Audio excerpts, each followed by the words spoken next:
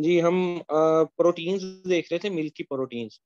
तो वो हम देख रहे थे प्रोटीन्स जो हैं वो कैज़ीन की सूरत में मौजूद हो सकती हैं, वे प्रोटीन्स की शक्ल में मौजूद हो सकती हैं, और एनपीएन की शक्ल में मौजूद हो सकती हैं। तो उसमें हमने पहले नंबर पे कैज़ीन देख लिया। अब हम वे प्रोटीन देखते हैं, वे प्रोटीन्स क्या होती हैं। Green clear fluid liquid that separates out of milk after precipitation of caseins at pH 4.6 is whey and proteins contained there in are whey proteins। वो कहता है जी कि ग्रीन कलर का फ्लूइड अगर सेपरेट किया जाए मिल्क में से, अगर पीएच लो कर दी जाए मिल्क की, तो जो फ्लूइड उसमें लिक्विड निकलता है उसको वे कहते हैं, और उसके अंदर जो प्रोटीन मौजूद होती है उसको वे प्रोटीन्स हम कहते हैं। और डीनेचुरेशन जो है वो increases their water holding capacity. Basically जो प्रोटीन्स की वाटर होल्डिंग कैपेसिटी होती है, जब ये डीनेचर हो जाती हैं तो ये ज्यादा वाटर होल्ड कर सकती हैं। ठीक है, जब वो डीनेचर होती हैं तो अमाउंट ऑफ वाटर जो है प्रोटीन्स के अंदर पहले से ज्यादा बढ़ जाती है। डीनेचर फॉर्म में ये ज्यादा वाटर को होल्ड कर लेती हैं। उसमें आप देखते हैं दूध जब खराब होता है, कुछ नीचे बैठ जाता है, कुछ ऊपर आ जाता है वे में, या अगर उसको लस्सी भी बनाई जाए तो जो वे है वो अलग हो जाती है। तो जो लस्सी वाला हिस्सा होता है उसमें प्रोटीन की मिकदार ज्यादा होती है, क्योंकि वो वाटर होल्डिंग कैपेसिटी उसकी बढ़ जाती है। जो प्रोटीन होती है, प्रोटीन ने बेसिकली वाटर को बाउंड करना होता है ना। आगे देखिएगा, जो इसमें और होती हैं जो प्रोटीन्स, उसमें एक होती है जी बीटा लैक्टोग्लोबुलिन।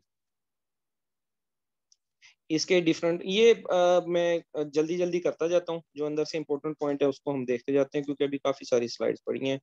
जो बीटा लैक्टोग्लोबुलिन है उसको देख लेते हैं हम। ये हीट के जरिए कोगुलेट कर जाती हैं, यही वजह है कोलेस्ट्रम जो है वो जब उसको हीट किया जाता है तो वो कर्डल कर जाता है।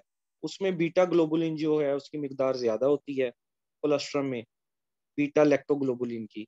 और इसलिए अगर कोलेस्ट्रम को जो है वो हीट किया जाए तो वो कोगुलेट कर जाता है, क्योंकि ये बीटा लैक्टोग्लोबुलिन की प्रॉपर्टी है कि उसने कोगुलेट कर जाना है हीट से। और कोलेस्ट्रम में क्योंकि इसकी मिकदार ज्यादा होती है, इस वजह से अगर उसको हीट प्रोवाइड की जाए तो वो कोगुलेट कर जाता है। ये फैट सॉल्युबल विटामिन को बाइंड करता है। इसके अलावा ये इसके फंक्शन लिखे हुए हैं बीटा लैक्टोग्लोबुलिन के।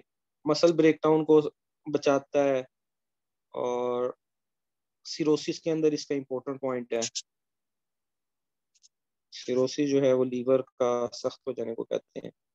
इसके अलावा अल्फा लैक्टोल्ब्यूमिन की सूरत में भी मौजूद होती हैं प्रोटीन्स। ये कोगुलेट नहीं करती, प्रेसिपिटेट करती हैं। कोगुलेट और प्रेसिपिटेशन में जो है वो डिफरेंस होता है। और प्राइमरी प्रोटीन है अल्फा एल्ब्यूमिन जो है वो प्राइमरी प्रोटीन है जो ह्यूमन ब्रेस्ट मिल्क में पाई जाती है। ह्यूमन से रिलेटेड भी कुछ ना कुछ जो है वो। डेड सेल को कहते हैं, नहीं डेड सेल को नहीं कहते। डेड सेल को स्पेसिफिकली कह लें सिरोसिस कहते हैं, फाइब्रस को। फाइब्रोसिस जब हो जाती है ना उसको कहते हैं किसी टिश्यू की फाइबर जब आ जाता है। अच्छा जी, अगला पॉइंट देखिएगा, अल्फा लैक्टोल्ब्यूमिन जो है वो एक्सीलेंट सोर्स है एसेंशियल अमीनो एसिड्स का। फिर इसके आगे बेनिफिट्स दिए हैं कि जो है वो स्लीप रेगुलेशन, फूड इम्प्रूवमेंट जो है उसको इम्प्रूव करता है। और ये वे प्रोटीन का सिर्फ वो कंपोनेंट है जो कैल्शियम को बाइंड करता है। और जब कैल्शियम बाइंड हो जाती है तो कैजीन के साथ, मैंने आपको बताया, तो उसको हम क्या कहते हैं, कैजीन। माइंड से निकल गया क्या वर्ड था,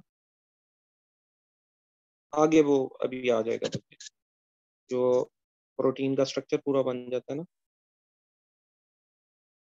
कैजीन कैजीनेट अलग चीज है, वो मैं लफ्ज जो बताना चाह रहा था वो आगे आएगा, जहाँ आता है मैं आपको वो करता हूँ पॉइंट आउट।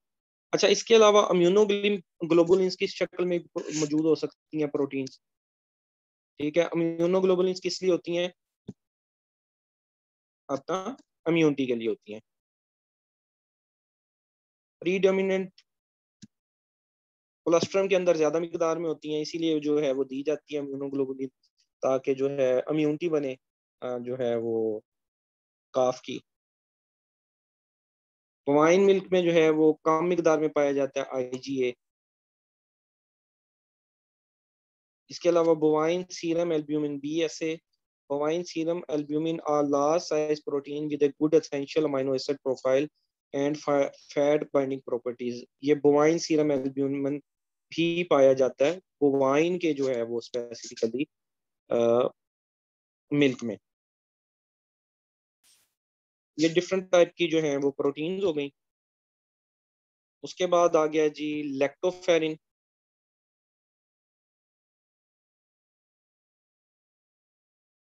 हाँ जी, किसमें? कोलेस्ट्रॉल में। हाँ जी, IgA जी जो है वो ज्यादा मिकदार में पाया जाता है। ठीक है, IgA तो ट्रेसिस की शक्ल में मौजूद होगा। उसके बाद नेक्स्ट प्रोटीन की बात कर लें तो वो है जी लैक्टोफेरिन। इसमें हम मेजर इनके नाम याद कर लें तो मेरा ख्याल है वो भी काफ़ी है, ये ज़्यादा डिटेल के अंदर है लेक्चर। और लैक्टोपेरी ऑक्सीडेट्स और लाइसोजाइम्स, ये डिफरेंट फॉर्म्स हैं प्रोटीन्स की। और तीसरी जो फॉर्म है वो है जी नॉन प्रोटीन नाइट्रोजनस सब्सटेंसेस।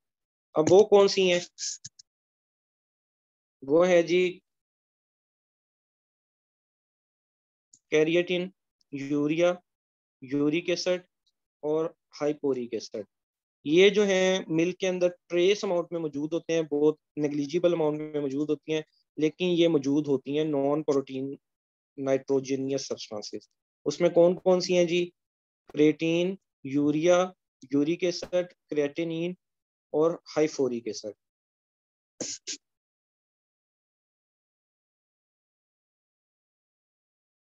उसके बाद जी अगले कंपोनेंट की तरफ चलते हैं। मिल्क के जो मेजर कंपोनेंट है वो है जी लैक्टोज। ठीक है, वैसे तो और भी इसके अंदर मौजूद होते हैं मिल्क में।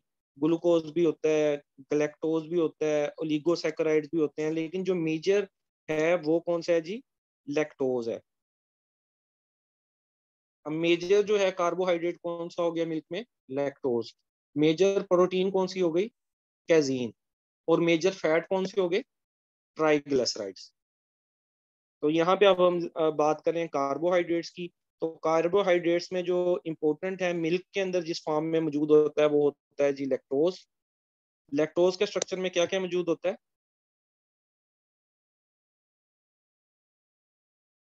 Glucose plus galactose. ग्लूकोज और ग्लूकोज तो ग्लूकोज ही रहेगा, पानी में पानी डालें तो पानी रहेगा। अच्छा जी, आमतौर पे जो है जनरली लैक्टोज जो है वो कितना होता है जी? 4.8 टू 5.2% ऑफ मिल्क। और अगर SNF की बात कर लें तो उसमें ये हो जाता है 52%। SNF क्या होते हैं? Solid not fat.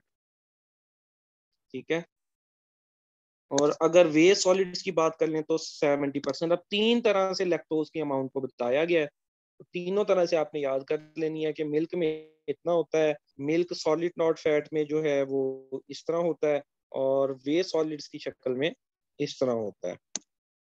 और लैक्टोज जो है वो सबसे लीस्ट वेरिएबल है, लीस्ट वेरिएबल कॉन्स्टिट्यूंट है। और मोस्ट वेरिएबल कॉन्स्टिट्यूंट कौन सा है मिल्क के अंदर?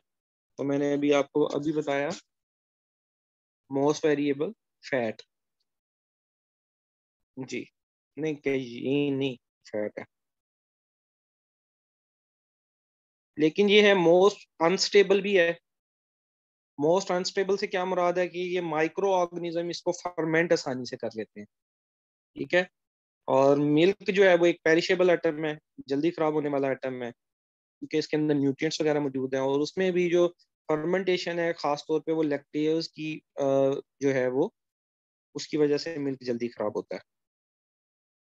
और लैक्टोज जो है वो उसकी मिठास कम होती है एज कम्पेयर टू सक्रोज, इसलिए मेल का जो आमतौर पे जायका है उसमें ये मौजूद तो है एक शुगर, लेकिन वो लेस स्वीट सा टेस्ट होता है। ऐसा नहीं कि आप वो दूध के अंदर जैसे हार्ड टेस्ट नहीं होगा उसका मीठे का।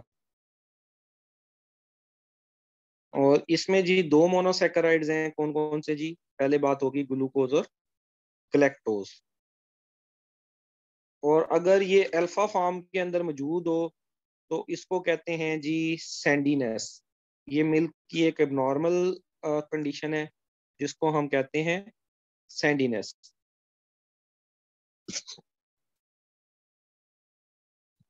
ठीक हो गया जी, अगले पॉइंट की तरफ चलते हैं। ये जी मॉलिक्यूलर स्ट्रक्चर दिखाया गया लैक्टोज का। ये ग्लैक्टोज का मॉलिक्यूल है और ये ग्लूकोज का मॉलिक्यूल है।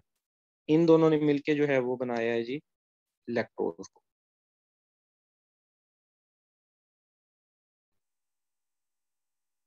उसके बाद नेक्स्ट कॉन्स्टिट्यूएंट देखते हैं मिल्क का, वो है जी मिल्क एंजाइम्स। मिल्क के अंदर जो है वो डिफरेंट टाइप के एंजाइम्स होते हैं।